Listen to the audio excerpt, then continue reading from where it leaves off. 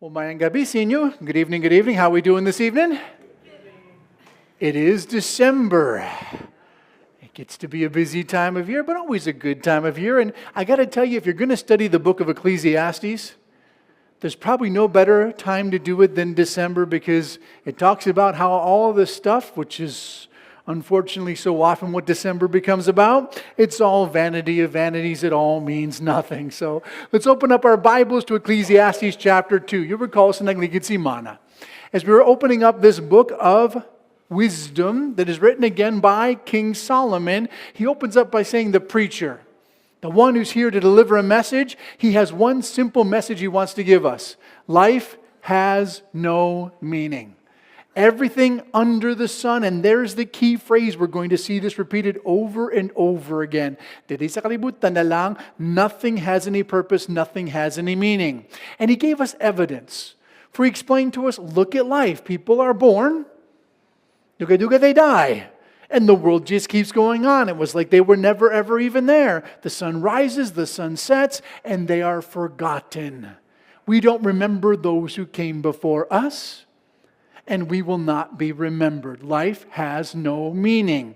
And the king wanted to find an answer to this. Solomon said, Kaalam gid ko, mangaranan pa, I'm very wealthy, I'm very wise. If anybody is able to find a solution to what is the meaning of life, certainly I'm the one who can do it. And so he set his mind to dive into this wisdom.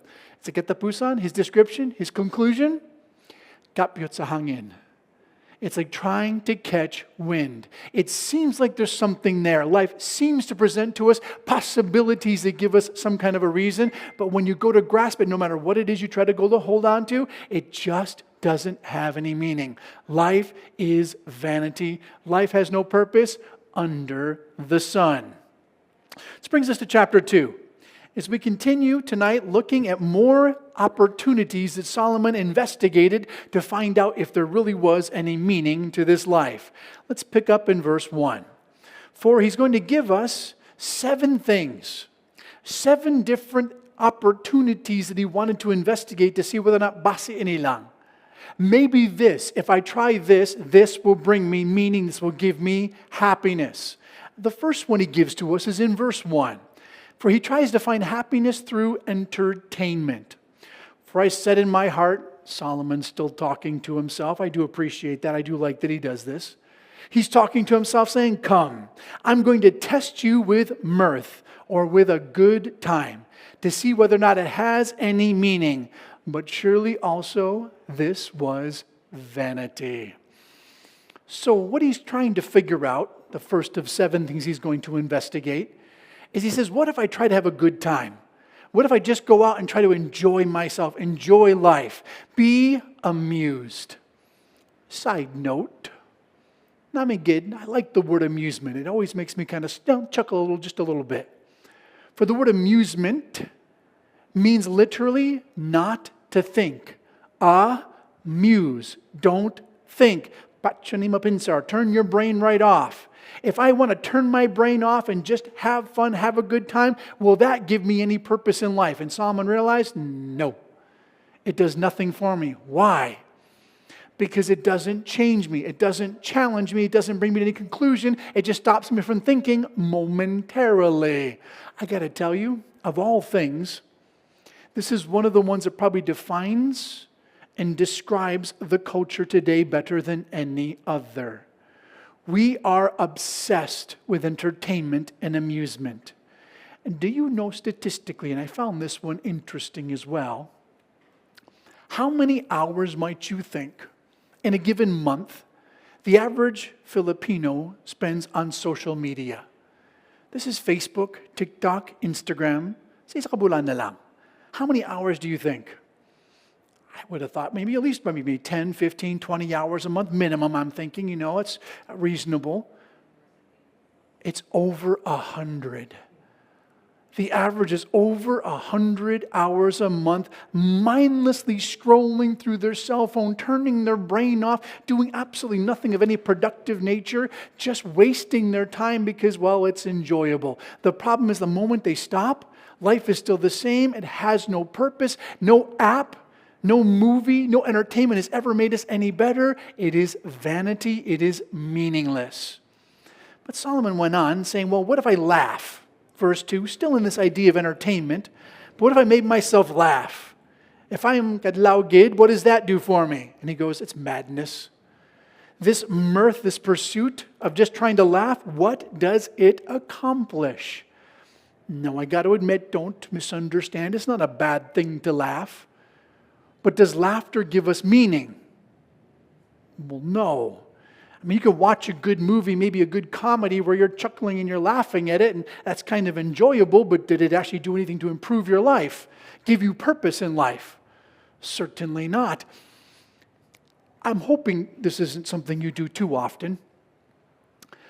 But I have on occasion binge-watched a TV show, say Netflix or Biscananolang, where you watch one after another, and before you know it, not 1 hour, not 2 hours, but 10 has gone by, you've lost a day.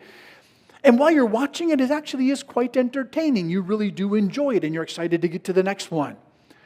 But I've noticed when you're done doing that binge-watching, the show turns off, your iPad, your cell phone, TV, whatever you're watching on when it no longer is working.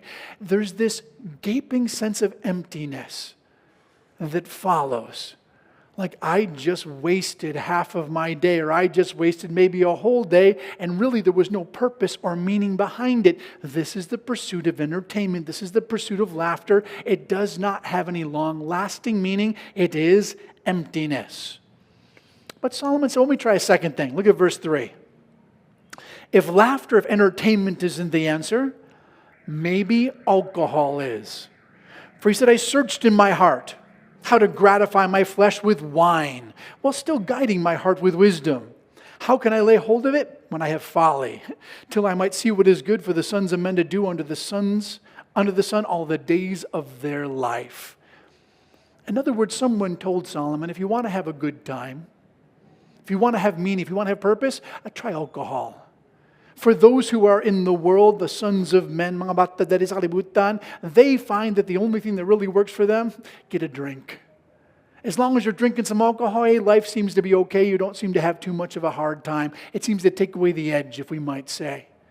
And Solomon said, well, okay, let me give it a try. Let's see what alcohol will do for me. He said, I tried it while trying to remain wise. I'm drinking, but still trying to keep my head clear. And he goes, well, that was foolish. That didn't work. You cannot drink and also lay hold of wisdom. You're going to follow folly. You're going to make very poor decisions. And he realized, yeah, that also was a dumb decision. That also was vanity. For to be clear, the Bible never says do not drink. But we are commanded not to be drunk. Hindi pwede mahubog. Go back to Ephesians chapter 5, verse 18. Do not be drunk with wine, which is dissipation, but be filled with the Spirit of God. Much better to be full of God's Spirit than to be full of alcohol. That being said, alcohol is never an answer for the meaning of life. True, ang mga tao sa kalibutan, mahubog sila. Why do they get drunk? So they don't have to think about life. Again, turn your brain off. For as long as you're drunk, you're not going to worry about, ano natabo boas? What problems do I have? What lack of money might I be dealing with? You'll forget about it while you're drunk. But eventually, guess what happens? You sober up. Did your circumstances change?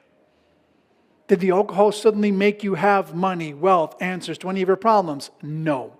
Not a one. Therefore, it's vanity, it's foolishness, it doesn't give any solutions. Trying to look to alcohol to be the answer to life absolutely does not work. So Solomon said, let me try a third thing. Look at verse 4. If it's not entertainment, if it's not alcohol, how about real estate? This is entertaining. Solomon really is giving every effort he can. He's trying everything under the sun to see what'll work. He said, well, here's what I thought.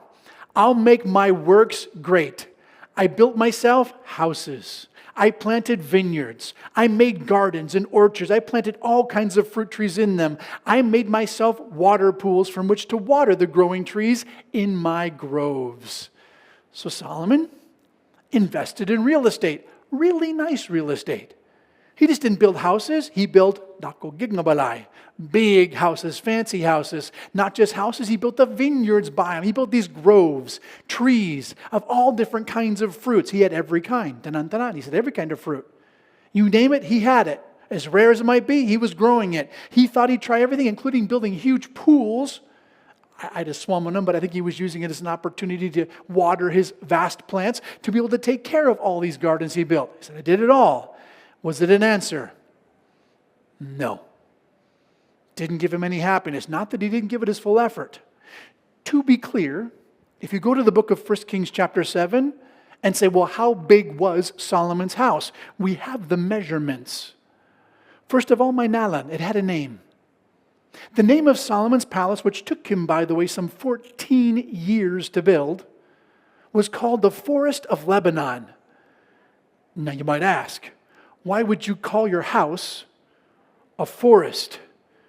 Presumably because that's how many trees it took to build it. He had to cut down a forest to build his house. He said, yeah, Lebanon doesn't have a forest anymore. It's all in my house. Built the house out of the forest. How big was it? The measurements were 45 meters long, 23 meters wide, and 13 meters high. Now you talk about a big ceiling, by the way. We think a big ceiling is like 3 or 4 meters. His ceiling was 13 meters high. His square footage was over 1,000 square meters. This was his house. That's enormous. You who are in real estate, you know if you got 1,000 square meter house, what does that cost you? How much is that worth? You're in the higher echelon. You're up there in the mga rananggit mga tao to be able to afford that thing. 1,000 square meter house, there's very few of those. Solomon built it right. Plus his vineyards, plus his pools. The guy did it all. And he found it was empty and vanity. Now, I understand this. We've built the house. And when you're building a house, it's kind of exciting. You're picking out all the features. You're putting in all the little, furniture and everything, colors. And it all's kind of nice to do. But then you finish. And you got to start paying for it all. And then it seems less nice. And then things start to break, and they always do break. It does not take very long. Give it a couple of years. Everything you put in new is now old, and you have to start to repair things. And you're going, this is pain in the neck. This is not fun. This is actually very difficult. And what was a joy now becomes a burden, which is why go into some of the nicer communities in Bacolod. I don't care if you go to North Point, if you're going Biscandian. Go into the nicer communities. There's always someone building a house. And when they're building, they seem happy. And then you'll find houses that are empty. From people who realized it wasn't the answer after all. There's as many empty houses as there are trying people to build houses because real estate does not make life have meaning. It doesn't work. And Solomon realized, he tried, said, nope, that is not the answer. So he moved on to a fourth thing. Look at verse 7. Okay, it's not entertainment or alcohol or real estate. How about starting a business? That seems to make sense. Let's start a business.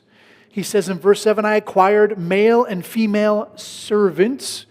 We would call those employees. Para sa atong subong, we don't call them servants anymore. We just call them employees. Even had some of them born in my own house. Yes, I had greater possession of herds, that's mga baka, and flocks, mga kanero, that's the sheep, than all who were before me in Jerusalem. So Solomon goes, what if I have a business? That makes sense too. That might make me happy because if you own a business, you get all the profits, right? You're not worried about working for somebody else or making somebody else happy. You're your own boss. You're telling other people what to do. So that's nice. You get the profits. No one's giving you any kind of a schedule. You are in charge of your own destiny. Yes, start your own business. And he had the biggest one anyone ever had. Don't miss this. Not just a business. The biggest business. He had more servants, more employees, more cattle, more sheep, more of a business than anyone had ever had before him. And what did he realize? Nope. Still vanity, still doesn't work. Why? I think maybe because he didn't know when to stop. Listen to this. I'm not saying owning a business is a bad thing, and there are those who do it and they're quite successful. But there's this tendency to always push. Well, maybe I expand a little more. And a different area, and a little further, and go a little bit over here, and go a bit over there, and increase my stocks here. And before you know it, your business that was supposed to be a blessing and free up your time takes all of your time. And now you no longer have time for what's most important, family, God. You see, there's a balance, and it's one we have a very hard time dealing with. And what we think is going to be a blessing often becomes a burden and stressful. Businesses do not give us meaning and purpose in life. Solomon moved on. He went on to a fifth thing. Look at verse 8. He said, well, if it's not a business, what if it's just money? Don't worry about the business, just have lots of money. So he says, I gathered to myself silver and gold, the treasure of kings and of provinces. Meaning, he didn't have a little bit of money. He had money on the level of what nations have. He personally was wealthier than some provinces, than some kingdoms, than some nations. He had extensive, overwhelming amounts of money. And he said, well, was this going to make me happy? And the answer, quite simply, is, of course, no. Why? Even the world understands this. Basta sa mga tao sa kalibutan, nakantindi pa sila ini. There's a saying, money can't buy you happiness. How funny. Money buys you stuff, and stuff you might think makes you happy. Turns out that's a lie. It doesn't actually work. Because we're not created to want stuff, to have stuff. We're created to have relationships, and money doesn't buy that. Money cannot buy friendships. Money cannot buy love. Money cannot buy salvation. All the things that matter most in life, money does not touch. Therefore, if we seek meaning from money, we will be very disappointed. Jesus would even say in Luke chapter 12, verse 15, beware, bantelang mo. For we are not measured by the amount of wealth we have. It is not about how much money we possess. That is not what makes life most important. Money, not the answer. So Solomon moved on. He went to a sixth thing. Look at verse 8. If it's not businesses, if it's not money, maybe it's the arts. He wants to become philanthropic. What if I start to donate to music, to those who are artistic? What if I invest in the creative side of humanity? Does that give me meaning? By the way, many people have believed this and gone after this. Those who have excessive amounts of wealth tend to invest in arts. But look at Solomon's conclusion. I acquired male and female singers, the delights of the sons of men, and musical instruments of all kinds. So here he is, many male and female singers. The wording suggests, basi siya nagtulot sa ila. Like Solomon is the one himself teaching them. He's the one raising them up and showing them. So maybe he himself is a very gifted singer. And that statement that he has all kinds of instruments, I need to give some qualification to this. Depending upon your translation, that may read differently. The problem is the word used there in Hebrew is only found in this one place sa bilog sa Bible. It's repeated twice, which is why it says all kinds. It just says the word repeated twice. Almost like idlaw means every day. The word there's repeated twice to say there's a lot of it. It means something that gives pleasure.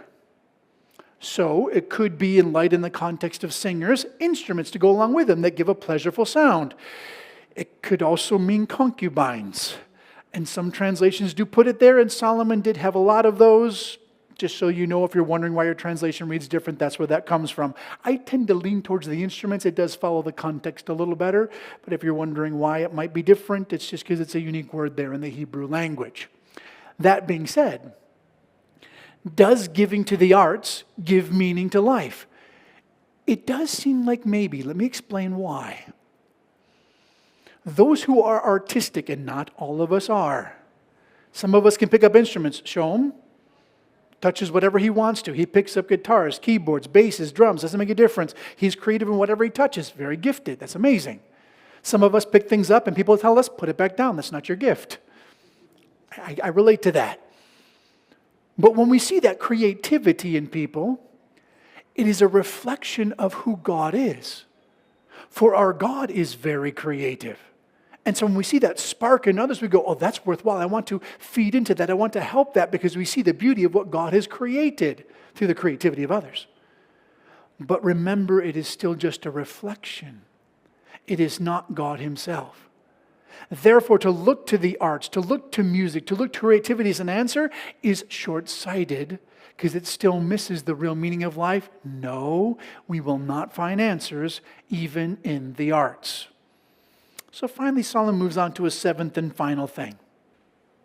He said, what if I'm just successful? Generically, not specific to any particular field, business, quantity of money. Just what if I just have success?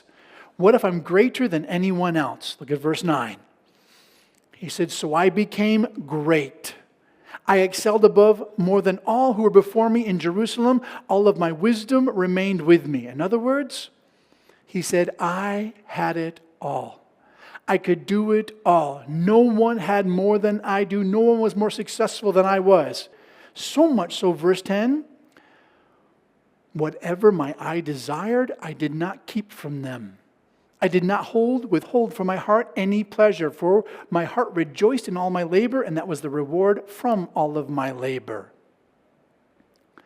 Solomon was so successful, so blessed, so abundant in all that he had. He said anything he saw, he could get. He had so much money, so many resources. He was so wise, whatever he liked, he grabbed. He kept nothing from himself. Can you imagine having that level of resources? You see a new cell phone. I like that cell phone. I'll take 20. Not 1, not 2, not 10, 20. Why? Just to have some spares. Maybe different colors. How many colors are there? I'll have 2 of each. Different days of the week match my outfits. I like that car. I'll take the company, not the car. I'll buy the company. All of it. Tesla, that's mine. Ford, whatever it is, I buy the company. I don't buy the car, I buy the company. This is Solomon. I like that house. Let me buy the neighborhood. Not the house, I'll buy every house in the neighborhood. This is how Solomon worked. This is how much money, how much resources he had. Can you imagine having that level of wealth and power? It would seem like a dream come true. You're going, oh, please give me that wealth. Yes. I would love to be able to say anything I want, whatever I see, I'll take all of it. Solomon said, no, it's not a blessing. It's a curse. Why is it a curse? If you can buy everything, it leaves nothing left in life to try to convince yourself that might make me happy. Because everything he tried, everything he bought, kulang pa. Still wasn't enough to give him any satisfaction, and there was nothing left to try because he'd bought it all. To put this in context, I think the only person who has this kind of wealth that we could relate to in modern terms is an Elon Musk. How wealthy is Elon Musk? I was curious, I checked it out. He is worth 18 trillion pesos. By the way, meaning he roughly has the same value as the entire country of the Philippines. One man has as much money as an entire country with 100 plus million people. That's how wealthy this one man is. Outrageous, obscene amounts of wealth. Does he have purpose? No, he does not. Does he have meaning? He's trying to go to a different planet. He wants to leave Earth behind and go to Mars, telling us that this is not where he thinks there's an answer. He is so over trying to find an answer on this planet, he's trying to get to another. This is what happens when you have unlimited wealth, you realize? Under the sun, which, by the way, Mars is still technically under the sun, so it's not going to help him. There is nothing that gives us any meaning to life. Solomon tried it all, and even success was not an answer. He calls it, verse 11, please don't miss, grasping for the wind. He said, I looked and all the works that my hands had done and all the labor of which I had toiled, and indeed it was vanity, useless, meaningless, grasping for the wind. There is no profit under the sun. Nothing Solomon did mattered. Nothing Solomon did had meaning. No matter how much he tried, it still did not work, and he tried everything. I had to laugh. As I was going through this list of 7 things, I got to be honest, each one of them, a name popped into my head. Who do I know who tries to find happiness in entertainment? Well, that's most of us, by the way. That's really common. Who do I know that tries to find entertainment and purpose in alcohol? I won't give names, but there were some names that popped into my head. Go down the list. Real estate. I'm not naming names. I'm still not going to tell anybody, but real estate popped in my head. Who tries to find meaning or happiness in businesses? A name popped in my head. Money. Well, that's, again, many of us. A lot of us do that. Arts. There was a name popped in my head. I'm thinking, my goodness, 3,000 years ago, we haven't changed much, have we? We're still chasing the same things. We're still convinced by the same lies as if somehow this will give us happiness. We grab onto different aspects of it, but we're foolish. Because I'll tell you what we'll never be able to do is go as far as Solomon did. If it could have worked, if any of these things could have ever given meaning or purpose, Solomon would have found it because he can do it better than we ever will be able to. And his conclusion was, you're grasping for wind. kapit sa hangin liwat. You are trying to get a hold of something that will never give you purpose or contentment. There is no meaning to be found there. It is vanity. It is empty. It is useless. And Solomon, better than anyone else, could tell us this.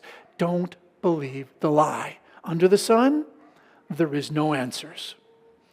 But that brings us to a second thing we want to look at this evening. Having exhausted his list of possibilities for where meaning in life could be found, he had a question. Is it better to be wise or to be a fool? Look at verse 12. He said, I turned myself to consider wisdom, madness, and folly. For what can the man do who succeeds the king? Only that which has already been done. A little funny wording, let me clarify what that's saying. Solomon was determined to compare these. Ano mas mayo?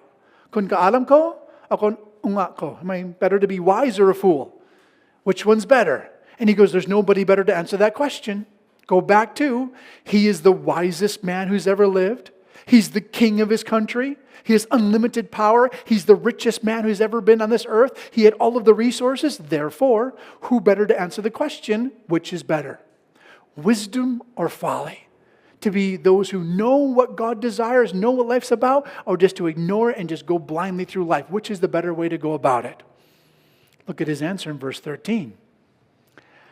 I saw wisdom excels, mas mayo, it's better than folly, just as light is better than darkness. A wise man has eyes in his head, but the fool walks in darkness. So, quite simply, the logical conclusion that Solomon came to, better to be wise.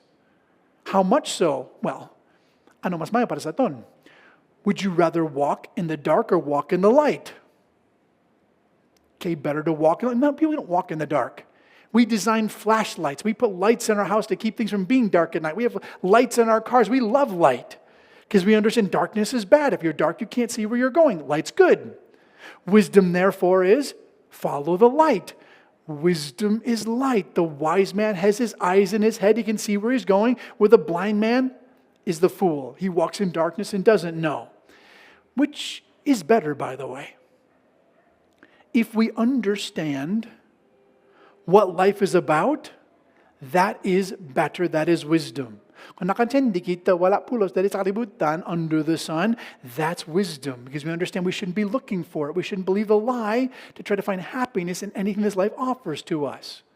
There is better wisdom and seeing the truth than just blindly going through life convinced by a lie. But, look at verse 14. Yet, pero, I myself perceived that the same event happens to them all. I said in my heart, as it happens to the fool, it also happens to me. And why then was I more wise? I said in my heart, this is also vanity. So Solomon carried it to its conclusion. Is it better to be wise? Well, it seems so. But what happens at katapusan? In the end, what happens to the wise man? He dies. What happens to the fool? He dies. If the same thing happens, if death happens both to the wise man and the fool, then is there really any benefit in being wise? Yes, I can see I'm going to die. Yes, I can see that life has no purpose, but I still die. So is it better just to be a fool and be ignorant to the fact that life has no meaning and die, or to be wise and see it coming and die? In the end, you still die. He goes, this is also vanity. 4, look at verse 16. There is no remembrance of the wise more than the fool. Since all that is now will be forgotten in the days to come, how does the wise man die? Just as the fool. So he goes, listen, no matter how smart you think you are, nalimtan sa mga tao sa imo, you're still going to be forgotten. No matter how fool you are, you'll be forgotten. So how does the wise man die? Same way the fool does. Both are forgotten. So if both men die, both men are forgotten, what is the purpose then of having wisdom? Which is why Solomon said, I hated life. Because the work that was done under the sun was distressing to me. For all is vanity, all is grasping for the wind. Get the idea? Solomon goes, this is miserable. I can see it. I realize it. I have the wisdom to understand that life has no purpose, but I understand at the end I'm going to die and everybody's going to forget me, so it makes no purpose anyways. Everything is pointless. Everything is vanity. I'm just grasping for the wind. Life has no meaning. But the problem is, he was not looking to the right place to find the answer. If I were to ask you, who here knows that Jesus is important? You'd all raise your hand. You don't have to raise your hand, but you'd all raise your hand because you all do. Wednesday night, you're in church. Of course, Jesus is important. That's why we come on a Wednesday night. Jesus is important. Very good. And easy to say. But it's not about knowing. It's about living. I want you to catch this, and we're going to dig deeper in this as the weeks go on, as we continue our way through Ecclesiastes. But you might ask yourself, why was Solomon able to move on? How come this man who had such wisdom could not get beyond this hurdle of not seeing the fact that it's not about being under the sun? Why was he so distraught that he hated his very life? And he did hate it. He came to the conclusion, I hate my life because there is no meaning. Why was he so stuck? Because though he had wisdom, he did not apply it. It was sin, and we're going to talk more about this. It was sin in his life that kept him from coming to the conclusion that what he needed was to come to the Lord. And if we're not willing to live for Jesus, not just say Jesus is important, but live for Jesus, we will have a miserable life.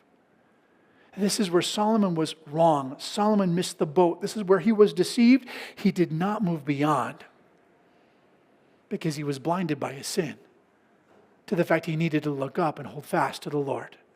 Therefore, life was miserable. Life was vanity. Everything was just grasping for the wind. But that brings us to the third and the final thing we want to tackle this evening. There in verses 18 through 26, Solomon took a look at hard work. What really then is the value if life is meaningless, if life has no purpose, if wisdom has no benefit, then why are we working so hard? Let's look at verse 18. For the first thing he tackles is how pointless money is. He said, then I hated, he's hating a lot of things right now, I hated all of my labor in which I had toiled under the sun because I have to leave it to the man who will come after me. This is brilliant. Solomon really did analyze this. He did really dig in deep and think about everything in the big picture that was going to take place. He said, okay, I work hard. I'm diligent. I'm smart. I really put in some good labor, and I'm blessed. I've got lots of money, lots of resources. I'm successful in everything that I do. Hey, man, life seems to be grand. And then I die, as everybody does. Ano na tabot tayon? Now what happens? Everything that I worked so hard for, I just give to somebody else. Because you can't take it with you. The bumper sticker that always got me chuckling and laughing. Seen it many times. Not so much anymore. Back in the days it was a little more popular. But it was a bumper sticker people would put on their cars saying, he who dies with the most toys wins. And I always thought, well, that's kind of a misnomer. That's not actually quite true. He who dies with the most toys dies. Because you can't take it with you.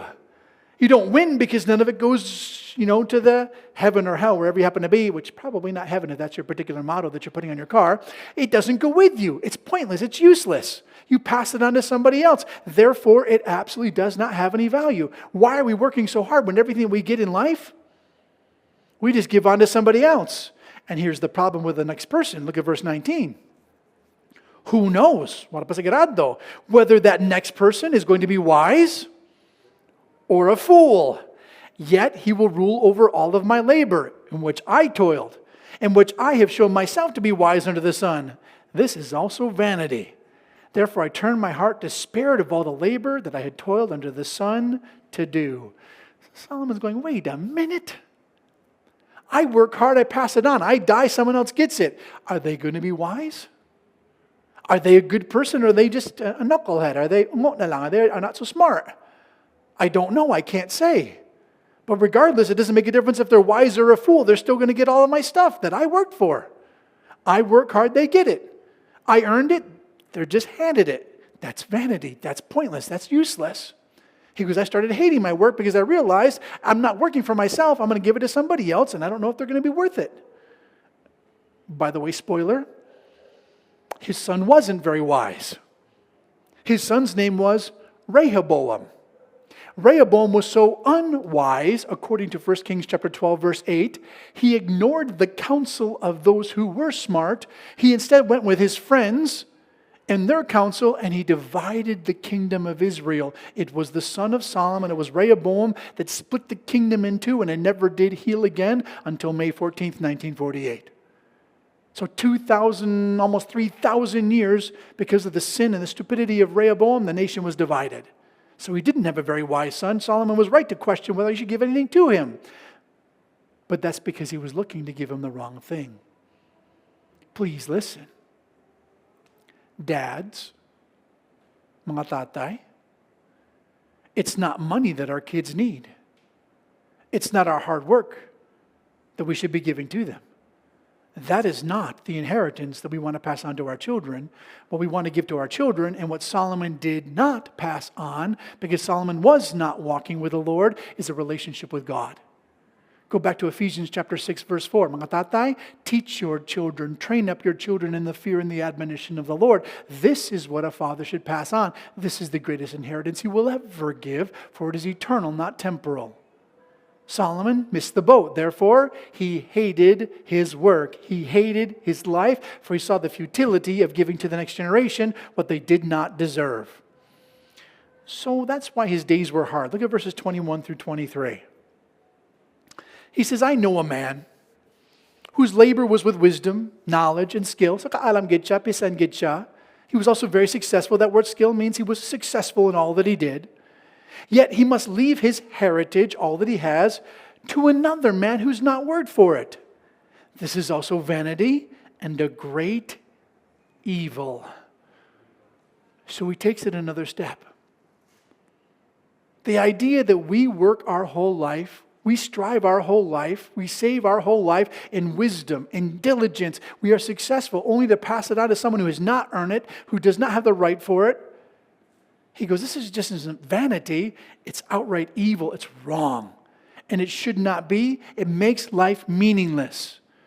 Therefore, verse 22, for what does a man have for all of his labor? For all of the striving of his heart, for which he's toiled under the sun. For all the days are sorrowful, and his work is burdensome. Even at night, his heart does not take rest. This also is vanity. In other words, what do we get for hard work? Now, let's get into this. This isn't saying don't work hard, but this is saying what's the reward for your hard work? He argues, well, you work hard your whole life. You're diligent your whole life. You suffer pain. Who can relate? Long days, hard work, sakit, gid, tuhod, likod, biskana no lang, you're hurting all over. You don't go to sleep at night. You don't even rest at night because you're so diligent to be able to do what needs to be done. You literally wear your heart out. You work yourself. The idea here is to death. So you're working yourself to death to do what? To give it to someone else who didn't earn it. He goes, this is vanity. There is no wisdom in working hard for money. Because money is not the most important thing in this world. There are those who assume that the most important thing above all else is cash. They want cash. They need cash. The problem is, if we're not careful, we waste our time chasing after the money and miss out what's really important. No one ever comes to the end of their life and says, I wish I had more money. I have had the blessing, and I do count it a blessing, to be at the bedside of people many, many times who are getting ready to go be with the Lord. To pray with them, to be there in the hospital with them, to be with their families. Countless times I have been beside people who were very short to leave this earth. You know what I never heard a single one of them say? Never once. Kulang akong kwarta.